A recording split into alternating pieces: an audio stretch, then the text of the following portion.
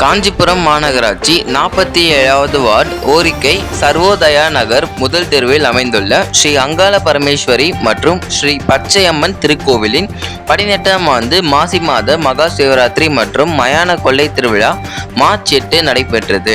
மாலை 6 மணிக்கு தொடங்கிய விழா உதயமாங்குளம் ஸ்ரீ குலக்கரை மாரியம்மன் ஆலயத்தில் இருந்து அக்னி தீச்சட்டி ஏந்தி புறப்பட்ட ஊர்வலம் 100க்கும் மேற்பட்ட வரிசை தட்டுகளுடன் ஸ்ரீ பச்சையம்மன் ஆலயம் சென்றடைந்தது.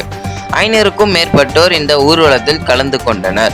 இரவு 7:30 மணி முதல் 9 மணி வரை சிவராத்திரி மற்றும் மயான கொள்ளை விழா நடைபெற்றது. இவ்விழாவில் பல திருநங்கைகள் கலந்து கொண்டு சிறப்பித்தனர். விழாவிற்கு கோவில் மருளாடி தனமால் மற்றும் ஆலய நிர்வாகி ஹேமலதா ஆகியோர் தலைமை ஏற்றிருந்தனர். பல வகையான காய்கறியால் அமைக்கப்பட்ட அம்மன் உருவம் வடிவமைக்கப்பட்டு இருந்தது. தீப ஆராதனைக்கு பிறகு மக்கள் அனைவருக்கும் காய்கறி உருவத்தில் வைக்கப்பட்டிருந்த காய்கறிகள் பகிர்ந்து வழங்கப்பட்டன. மேலும் பொதுமக்களுக்கு கோவில் நிர்வாகிகளான திருநங்கைகள் அன்னதானம் வழங்கினர்.